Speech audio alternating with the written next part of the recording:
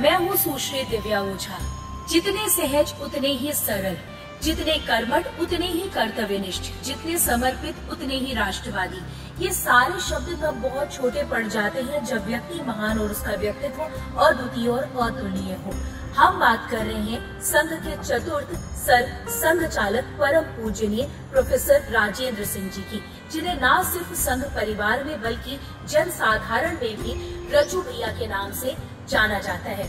रज्जू भैया का परिचय क्षेत्र इतना व्यापक है कि उसे चंद शब्दों में पिरोना और कुछ पल में व्यक्त करना अपने आप में ठीक वैसे ही है जैसे सूरज को दिया दिखाना। लेकिन आज परम पूजनीय रज्जू भैया के जन्मदिन के इस विशेष अवसर पर प्रयाग विभाग ने एक छोटा सा प्रयास किया है आप सभी को उनके व्यक्तित्व और उनके जीवन से जुड़ी कुछ महत्वपूर्ण बातों पर प्रकाश डालकर जानकारी देने का। संघ के चौथे सरसंघ चालक परम पूजनीय रज्जू भैया का जन्म 29 जनवरी सन 1922 को उत्तर प्रदेश के बुलंदशहर जिले के बनैल गांव में हुआ था। उनके पिता का नाम कुंवर बलवीर सिंह और माता का नाम ज्वाला देवी था। उनके पिताजी उस समय वहां सिंचाई विभाग में अभियंता के रूप में तैनात थे। अपने माता पिता की कुल 5 संतानों में परम पूजनीय रज्जू भैया तीसरे नंबर पर थे। देश की राष्ट्रीय धारा में राष्ट्रीय स्वयंसेवक संघ का अग्रणी स्थान है। संघ को परिपुष्ट करने में अनेक स्वयंसेवकों ने अपने तन मन धन से सहयोग किया है और इस संदर्भ में रज्जू भैया का नाम बहुत श्रद्धा के साथ लिया जाता है। वह संघ के स्वयंसेवकों को पिता के समान प्यार करते थे। परम पूजनीय रज्जू भैया की संघ यात्रा असामान्य है। वे बाल्यकाल में नहीं अपितु युवावस्था में पूर्ण विकसित मेधा शक्ति लेकर प्रयाग आए। सन 1942 में एमएससी प्रथम वर्ष में संघ की ओर आकर्षित हुए और केवल 1-1.5 वर्ष के संपर्क में ही एमएससी पास करते हुए प्रयाग विश्वविद्यालय में व्याख्याता पद पाने के साथ साथ प्रयाग के नगर कार्यवाह का दायित्व संभालने की स्थिति में भी पहुंच गए थे। 1946 में प्रयाग विभाग के कार्यवाह, 1948 में जेल यात्रा, 1949 में 2-3 विभागों को मिलाकर संभाग कार्यवाह, 1952 में प्रांत कार्यवाह और 1955 में भाऊराव देवरस के प्रांत छोड़ने के बाद उनकी जगह पूरे प्रांत का दायित्व परम पूजनीय रज्जू भैया संभालने लगे। 1961 में भाऊराव के वापस लौटने के बाद पुनः सह प्रांत प्रचारक के रूप में उनके सहयोगी बने।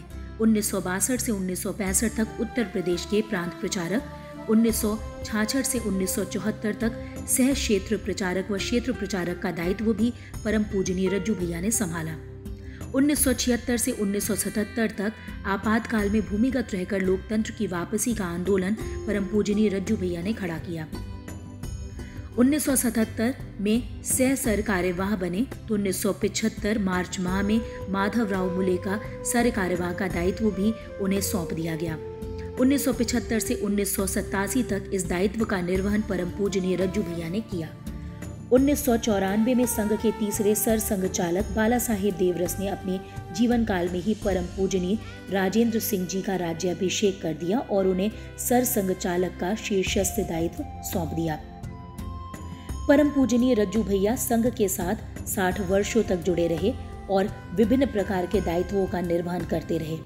1943 से 1966 तक वे प्रयाग विश्वविद्यालय में अध्यापन करते हुए भी अपने प्रचारक के दायित्व का निर्वाह भ्रमण करके करते रहे। संघ कार्य हेतु अपनी क्षमता को बढ़ाने के लिए वे संघ शिक्षा वर्ग में 3 वर्ष के परंपरागत प्रशिक्षण पर निर्भर नहीं रहे। प्रथम वर्ष का प्रशिक्षण उन्होंने 1947 में तब लिया जब वे प्रयाग के नगर कार्यवाह थे। द्वितीय वर्ष उन्होंने 1954 में बरेली के संघ शिक्षा वर्ग में उस समय लिया जब भाऊराव देवरस उन्हें संपूर्ण प्रांत का दायित्व सौंपकर बाहर जाने की तैयारी कर चुके थे। तृतीय वर्ष उन्होंने 1957 में किया जब वे उत्तर प्रदेश जैसे बड़े प्रांत का दायित्व संभाल रहे थे। प्रयाग विभाग में पढ़ाते हुए वे संघ कार्य में प्रचारकवत जुटे रहे। भौतिक शास्त्र जैसे गूढ़ विषय पर असामान्य अधिकार रखने के साथ साथ अत्यंत सरल व रोचक अध्यापन शैली और अपने शिष्यों के प्रति स्नेह भावना के कारण परम पूजनीय रज्जू भैया सर्वाधिक लोकप्रिय और सफल प्राध्यापक थे।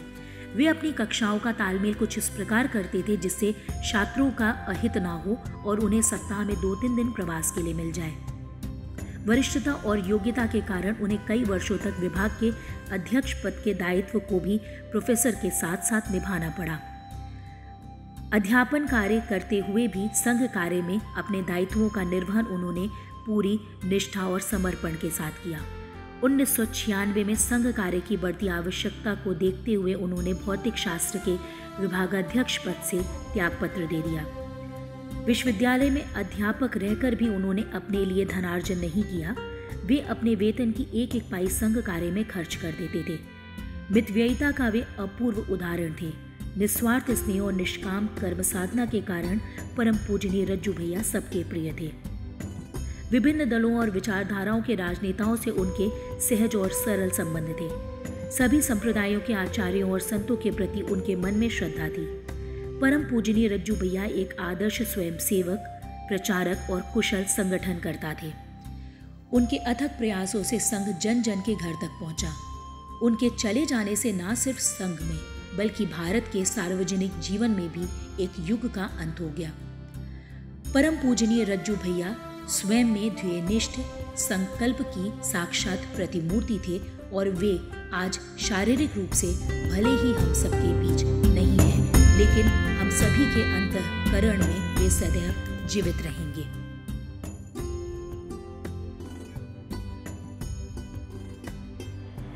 ये था एक छोटा सा प्रयास आज यानी कि 29 जनवरी को परम पूजनीय प्रोफेसर राजेंद्र सिंह जी यानी कि हम सबके रज्जू भैया के जन्मदिन के अवसर पर उन्हें याद करने का, उनके जीवन से प्रेरणा लेने का और उनके जीवन से जुड़ी कुछ महत्वपूर्ण बातों पर प्रकाश डालने का।